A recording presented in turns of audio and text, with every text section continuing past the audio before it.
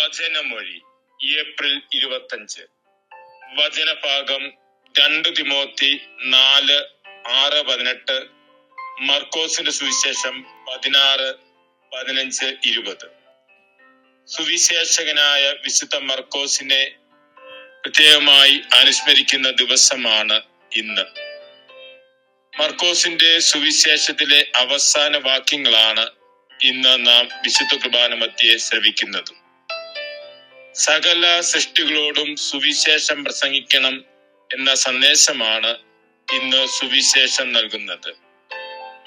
പ്രപഞ്ച സൃഷ്ടിയുടെ സമയത്ത് സർവ ജീവജാലങ്ങളുടെ മേലും ദൈവം മനുഷ്യന് ആധിപത്യം നൽകുന്നുണ്ട്.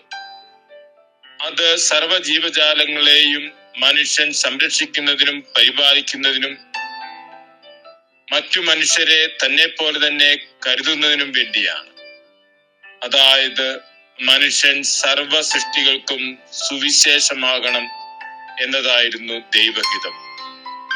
മിശിഹായുടെ പീഡാസഹന കുരിശുമരണ ഉത്ഥാനത്തിലൂടെ വീണ്ടെടുക്കപ്പെട്ട മനുഷ്യകുലത്തിന് സുവിശേഷമായി വർത്തിക്കുവാനുള്ള ആഹ്വാനമാണ്.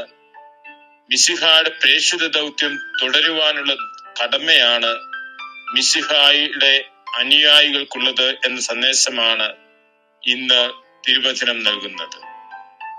മിശിഹായുടെ വചനത്തിൽ ആഴമായി വിശ്വസിച്ച് അത് പ്രഘോഷിക്കുമ്പോൾ മിശിഹ അവരുടെ കൂടെ ഉണ്ടായിരിക്കും, അടയാളങ്ങളിലൂടെ അവരുടെ പഠിപ്പിക്കലുകളെ സ്ഥിരീകരിക്കും എന്ന് തിരുവചനം പറയുന്നു.